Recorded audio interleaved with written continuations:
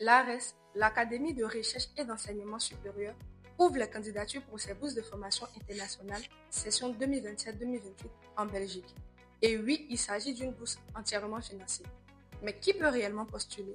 Il y a 3 types de formations enseignées. Premièrement, le bachelier de spécialisation. Attention, ici on ne parle pas d'un étudiant qui vient simplement d'obtenir son baccalauréat. Pour être éligible, il faut déjà être titulaire d'un diplôme de premier cycle, donc d'une licence ou d'un bachelor, dans un domaine en rapport avec la formation éligible.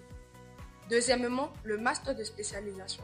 Pour celui-ci, il faut déjà être titulaire d'un master dans une des filières en lien avec le master de spécialisation auquel vous souhaitez postuler. Donc, par exemple, avoir une simple licence ne suffit pas pour candidater à un master de spécialisation à la bourse ARES. Troisièmement, les formations continues. Elles sont destinées à des professionnels disposant notamment d'un diplôme de master et d'une expérience professionnelle pertinente. Et qu'est-ce que la bourse finance? Pour le bachelier et le master de spécialisation, l'ARES prend notamment en charge le déplacement international en classe économique, les frais d'inscription, l'assurance santé et prévoit une allocation mensuelle de 1 150 € pendant 12 mois. Certains frais liés au visa et au déplacement interétablissement peuvent également être pris en charge selon les conditions prévues par le programme. Pour les formations continues, la bourse couvre notamment le déplacement international, l'allocation de subsistance pendant la durée de la formation et l'assurance santé. Les autres conditions à connaître.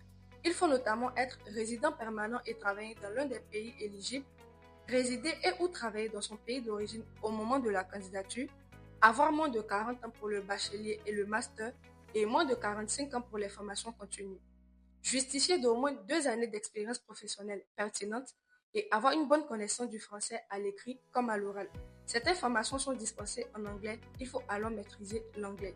Les documents à préparer. Il faudra notamment fournir les documents permettant de démontrer que vous remplissez les conditions d'éligibilité, comme les diplômes, relevés de notes, justificatifs d'expérience professionnelle et les autres pièces demandées dans le dossier de candidature. Donc, avant de penser à déposer votre candidature, vérifiez surtout votre niveau de diplôme, votre domaine d'études et votre expérience professionnelle. Dans la prochaine vidéo, je t'explique en détail comment postuler et quelles sont les formations éligibles.